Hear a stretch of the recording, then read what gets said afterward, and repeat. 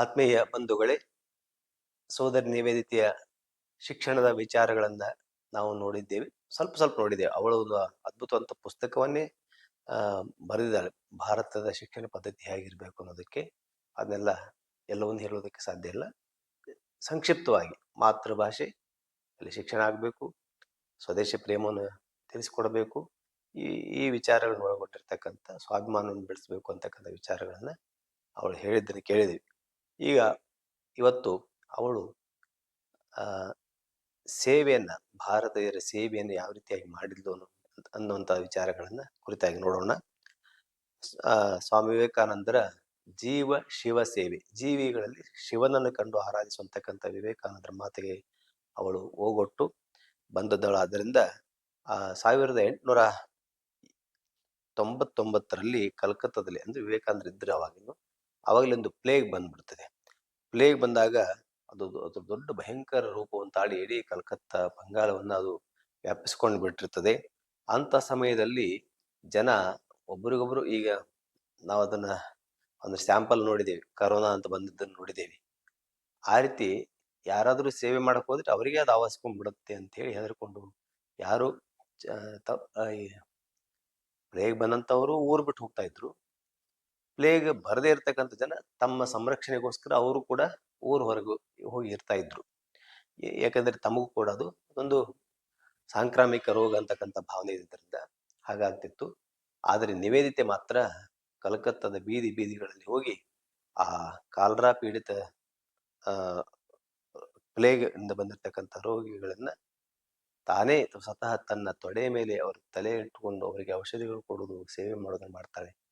ನಿಜವಾಗಲೂ ವಿವೇಕಾನಂದರ ಮಾತನ್ನ ಅಕ್ಷರಶಃ ಪಾಲಿಸಿದಂಥವಳು ನಿವೇದಿತೆ. ಆ ರೋಗಿಯಲ್ಲಿ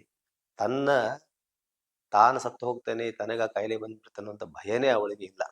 ಆ ಆದರ್ಶ ಎಷ್ಟು ಒಳಗೆ ಹೋಗ್ಬಿಟ್ಟಿದೆ ಅಂತಂದ್ರೆ ಆ ರೀತಿಯಾಗಿ ಅವಳು ಸೇವೆಯನ್ನ ಮಾಡ್ತಾಳೆ.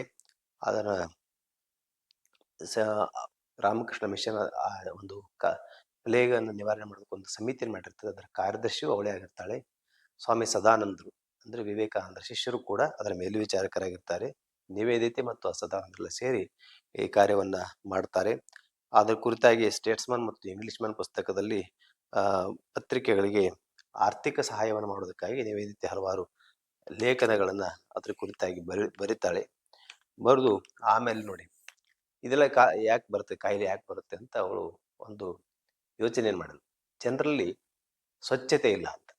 ಆ ಸ್ವಚ್ಛತೆಯನ್ನು ಮೂಡಿಸೋದಕ್ಕಾಗಿ, ಸ್ವಚ್ಛತೆ ಮಾಡೋ ಸಲುವಾಗಿ ತಾನೇ ಸ್ವತಃ, ಅವಾಗೆಲ್ಲ ನಾವು ಆಲೋಚನೆ ಮಾಡ್ಬೇಕು, ಗಂಡಸರು ಅಂತದಕ್ಕೆಲ್ಲ ಮಾಡೋದಕ್ಕೆ ಹೋಗ್ತಿರ್ಲಿಲ್ಲ. ಇನ್ನು ಹೆಂಗಸರಂತೂ ಮಾಡೋದಕ್ಕೆ ಸಾಧ್ಯವೇ ಇಲ್ಲ. ಅಂದ್ರೆ ಬೀದಿಯಲ್ಲಿ ಹೋಗಿ ಸ್ವಚ್ಛತೆ ಮಾಡುವಂತ ಕಾರ್ಯ, ಸ್ವಚ್ಛತಾ ಕಾರ್ಯ ನಾವು ಅನ್ಕೊಂಡಿದೀವಿ ಅದು ಮಹಾತ್ಮ ಗಾಂಧೀಜಿ ಪ್ರಾರಂಭ ಮಾಡಿದ್ರು, ಅವರು ಪ್ರಾರಂಭ ಮಾಡಿದ್ರು ಅಂತ. ಆದ್ರೆ ಸ್ವತಃ ನಿವೇದಿತೆ ಅದನ್ನು ಮೊದಲು ಪ್ರಾರಂಭ ಮಾಡಿದ್ದು ಅನ್ನೋದನ್ನು ತಿಳ್ಕೊಬೇಕು. ಕಲ್ಕತ್ತಾದ ಬೀದಿಗಳಲ್ಲಿ ತಾನೇ ಗುದ್ದಲಿ ಸಲಿಕೆಗಳನ್ನ ತಗೊಂಡು ಎಲ್ಲ ಕೊಳಚೆಗಳನ್ನ ತೆಗೆದು ಕ್ಲೀನ್ ಮಾಡೋದಕ್ಕೆ ಪ್ರಾರಂಭ ಮಾಡ್ತಾಳೆ. ಅವಾಗ ಜನರಿಗೆಲ್ಲ ಆಶ್ಚರ್ಯ ಆಗುತ್ತೆ. ಅಂದ್ರೆ ಅಂತ ಇಂಗ್ಲೆಂಡಿಂದ ಬಂದಂತ, ಅಂದ್ರೆ ಮೊದಲು ಬಿಳಿಯರು ಬ್ರಿಟಿಷರಂದ್ರೆ ಇವರಿಗೆ ಒಂದು ರೀತಿ ಭಯಮಿಶ್ರಿತ ಗೌರವ. ಅಂತ ಮಹಿಳೆಯೇ ಬಂದು ತಮ್ಮ ಬೀದಿಯನ್ನು ಸ್ವಚ್ಛ ಮಾಡ್ತಾ ಇದ್ದಾಳೆ ಅಂತ ಹೇಳಿ ಅವಾಗಿನ ಯುವಕರು ಬಹಳ ಜನ ಸೇರ್ಕೊಂಡು ಅವಳಿಂದ ಪ್ರೇರಣೆ ಪಡ್ಕೊಂಡು ಆ ಸ್ವಚ್ಛತಾ ಕಾರ್ಯದಲ್ಲಿ ಅವಳೊಂದಿಗೆ ಕೈ ಜೋಡಿಸ್ತಾರೆ. ಅವರು ಎಲ್ಲ ಸ್ವಚ್ಛತೆಯನ್ನು ಮಾಡ್ತಾರೆ. ಹೀಗೆ ಕಲ್ಕತ್ತಾದಲ್ಲಿ ಒಂದು ಸ್ವಚ್ಛತಾ ಕಾರ್ಯವನ್ನ ಅವಳು ಪ್ರಾರಂಭ ಮಾಡ್ತಾಳೆ. ಒಂದ್ಸರಿ ಒಂದು ಕೊಳಚೆ ಪ್ರದೇಶದಲ್ಲಿ ಗಲ್ಲಿ ಒಂದರಲ್ಲಿ ಮುರುಕು ಗೂಡಿಸಲಿದ್ದ ರೋಗಗ್ರಸ್ತ ಮಗುವನ್ನ ತನ್ನ ತೊಡೆಯ ಮೇಲೆ ಮಲಗಿಸಿಕೊಂಡು ಕೂತಿದ್ಲು. ಹಗಲು ರಾತ್ರಿ ಅವಳು ತನ್ನ ಮನೆಗೂ ಹೋಗದೆ ಆ ಮಗುವಿನ ಆರೈಕೆಯನ್ನು ಮಾಡ್ತಾಳೆ. ಮನೆಯಲ್ಲಿ ರೋಗಾಣುಗಳು ಹರಡದಂತೆ ಏಣಿಯ ಸಹಾಯದಿಂದ ಮನೆಗೆ ಸುಣ್ಣ ಬೆಳಿತಾಳೆ. ಯಾರದೋ ಮನೆ, ತನ್ನ ಮನೆ ಅಲ್ಲ. ಆ ಮನೆ ಹೋಗಿ ಅಲ್ಲಿ ಸುಣ್ಣ ಬೆಳೆದನ್ನು ಮಾಡ್ತಾರೆ. ರೋಗಿ ಸಾಯುವುದು ಖಚಿತವಾದ್ರೂ, ಆ ಹುಡುಗಿ ಸತ್ತು ಹೋಗ್ತದೆ ಗೊತ್ತಾದ್ರೂ ಕೂಡ ಅವಳ ಸೇವೆಯನ್ನು ಮಾಡೋದನ್ನು ನಿಲ್ಲಿಸುವುದಿಲ್ಲ. ಆದ್ರೆ ಅದು ರೋಗ ಉಲ್ಬಣಗೊಂಡು ಮಗು ಸತ್ತು ಹೋಗುತ್ತೆ. ಅವಾಗ ಆ ಮಗು ಇವಳನ್ನೇ ಅಮ್ಮ ಅಮ್ಮ ಅಂತ ಕರಿತಾ ತಬ್ಬಿಕೊಂಡು ಅಳ್ತಾ ತನ್ನ ಪ್ರಾಣವನ್ನು ಬಿಡುತ್ತೆ ಅಂತ. ಆ ಹೃದಯ ವಿದ್ರಾವಕ ಒಂದು ಘಟನೆ ನಿವೇದಿತೆಯ ಮನಸ್ಸನ್ನು ಬಹಳ ಆವರಿಸ್ಕೊಂಡ್ಬಿಡುತ್ತೆ. ತುಂಬಾ ದುಃಖ ಆಗುತ್ತೆ. ಆವಾಗ ಸ್ವಾಮೀಜಿಯವರ ಅಭಯವಾಣಿ ಹೇಳ್ತಾರೆ, ವಿವೇಕಾನಂದ ಹೇಳಿದ್ದು ಮೃತ್ಯುವನ್ನು ಪ್ರೀತಿಸುವಂತ ವಿವೇಕಾನಂದರ ವಾಣಿ. ಅವಳ ಮಾರ್ಗರೆಟ್, ರುದ್ರ ಭಯಂಕರವನ್ನು ಆರಾಧಿಸು, ಸಾವಿನಲ್ಲಿ ಜೀವನವನ್ನು, ಜೀವನದಲ್ಲಿ ಸಾವನ್ನು ಅರಸುವಂತ ವಿವೇಕಾನಂದರ ಮಾತನ್ನು ನೆನಪಿಸಿಕೊಂಡು ಅವಳು ಮತ್ತೆ ತನ್ನ ಸೇವಾ ಕಾರ್ಯವನ್ನು ಮುಂದುವರಿಸ್ತಾಳೆ. 1906ರಲ್ಲಿ ಜುಲೈ ತಿಂಗಳಲ್ಲಿ ಪೂರ್ವ ಬಂಗಾಳದಲ್ಲಿ ಅನಾವೃಷ್ಟಿಯಾಗಿ ಕ್ಷಾಮ, ಮುಂದಿನ ಆಗಸ್ಟ್ ತಿಂಗಳಲ್ಲಿ ಅತಿವೃಷ್ಟಿಯಾಗಿ ನೆರೆ ಹಾವಳಿ ಎರಡೂ ಬಂತು. ಅತಿವೃಷ್ಟಿ, ಅನಾವೃಷ್ಟಿ ಎರಡೂ ಸಮಯದಲ್ಲೂ ಕೂಡ ಜನ ಊಟ ವಸತಿ ಇಲ್ಲದೆ ಪರದಾಡುವಂತಹ ಪರಿಸ್ಥಿತಿ ಇದ್ದಾಗ ಸ್ವತಃ ರಾಮಕೃಷ್ಣ ಮಿಷನ್ ತಕ್ಷಣ ಪರಿಹಾರ ಕಾರ್ಯವನ್ನು ಕೈಗೊಂಡಿತು. ನಿವೇದಿತ ಆ ಸೇವಾ ಕಾರ್ಯದಲ್ಲೂ ಕೂಡ ಸಂಪೂರ್ಣವಾಗಿ ತನ್ನನ್ನು ತೊಡಗಿಸಿಕೊಂಡಳು. ನೂರಾರು ಹಳ್ಳಿಗಳು ಆ ಒಂದು ನೀರಿನಲ್ಲಿ ಮುಳುಗಿ ಹೋಗ್ತಾ ಇದ್ದು. ಆ ಕೊಚ್ಚೆಯಿಂದ ಕೂಡಿರ್ತಕ್ಕಂಥ ನೀರಿನಲ್ಲಿ ಹಳ್ಳಿಗೆ ಒಬ್ಬಳೇ ಏಕಾಂಗಿಯಾಗಿ, ನಾನು ನೆನಪಿಟ್ಕೋಬೇಕು ಅದನ್ನೆಲ್ಲ, ಹಾಗೆ ನಾವು ಭಾವಿಸ್ಬೇಕಷ್ಟೇ. ನೀವು ಮಾಡೋದಿರ್ಲಿ, ಜನಗಳೆಲ್ಲ ಎಲ್ಲಿ ಹೋಗಿ ಏನೋ ಒಂದು ಸಣ್ಣ ಕಸ ಗುಡಿಸೋದೇ ದೊಡ್ಡ ಕೆಲಸ ಅಂದ್ಕೊಂಡಿರ್ತೇವೆ.